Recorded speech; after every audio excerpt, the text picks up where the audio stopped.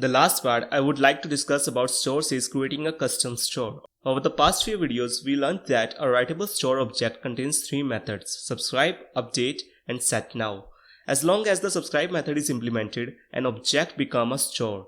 Beyond that, you can add any logic you want to, which makes it really easy and straightforward to create our own custom store. In this video, let's see how to create a custom count store in stores.js. Let's begin by defining a new function.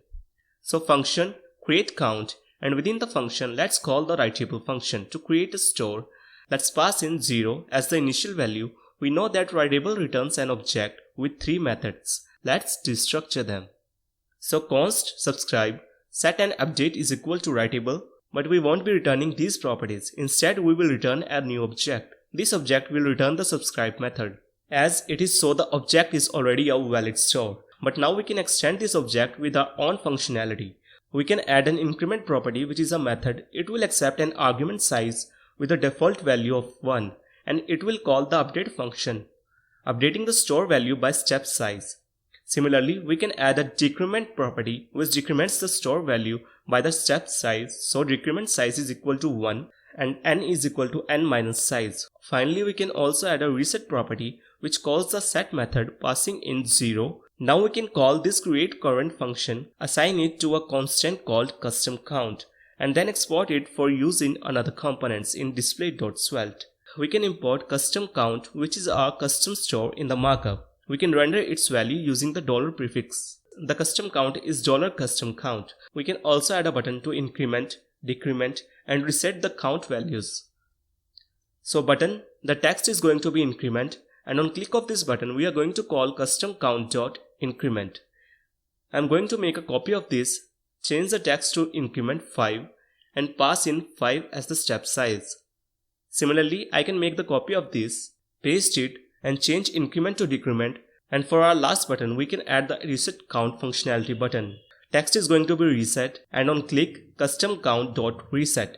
If you now save the file and take a look at the browser, you can see that we have the custom count as 0, and the various button, the first 5 button, corresponds to the button that we have just added.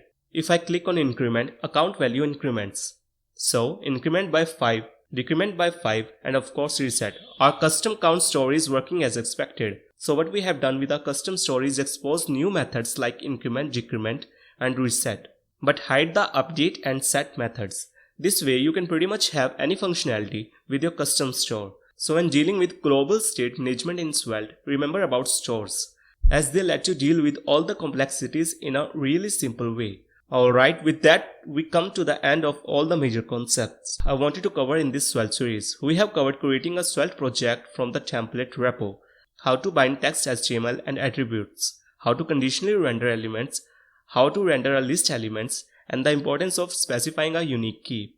We have also learned about event handling, form handling, reactive declarations, and statements. We then proceeded with the component architecture, props component API, custom events, slots lifecycle hooks, making HTTP requests, dynamic components, the module context, and finally stores. I hope you now have a pretty good understanding about Svelte. Apart from what we have covered, there are a few more features that I haven't covered but Svelte does support.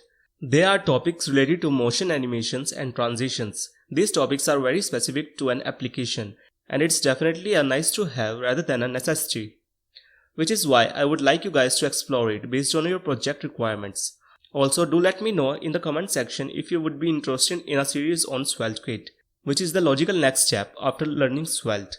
But this is pretty much what I wanted to cover in this Svelte series. If you have enjoyed the series, please do consider subscribing to the channel and sharing the playlist with your friends and colleagues. Thank you guys for watching, and until next time, take care.